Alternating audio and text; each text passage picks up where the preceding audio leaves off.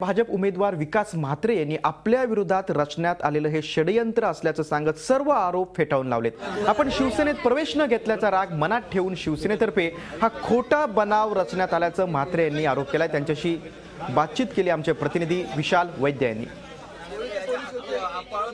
शिवसेनेचे पालकमंत्री एकनाथ शिंदे आले होते आणि त्यांनी असा आरोप केला होता की विकास म्हात्रे जे भाजपचे उमेदवार त्यांनी इथल्या जे स्थानिक लोक आहेत त्यांना दहशत माजवण्याचा प्रयत्न केला आहे, त्यांच्यावरती फायरिंग केलेला आहे आणि त्यांना जीवे मारण्याची धमकी दिलेली आहे। आपल्यासोबत स्वतः विकास म्हात्रे आहेत, आपण जाणून घेऊया आपल्यावरती आरोप केलेला आहे शिवसेनेनं, काय म्हणाल आपण याबद्दल?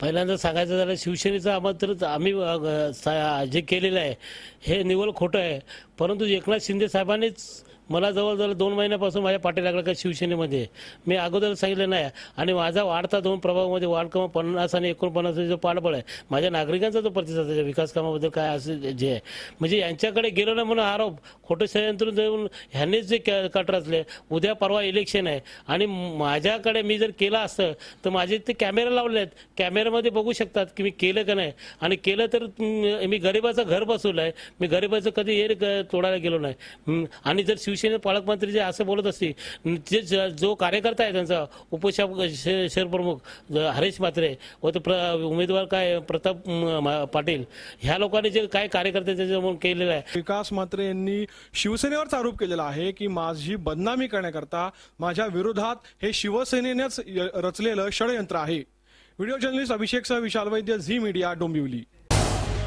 झी 24 तास रहा एक पाऊल पुढे।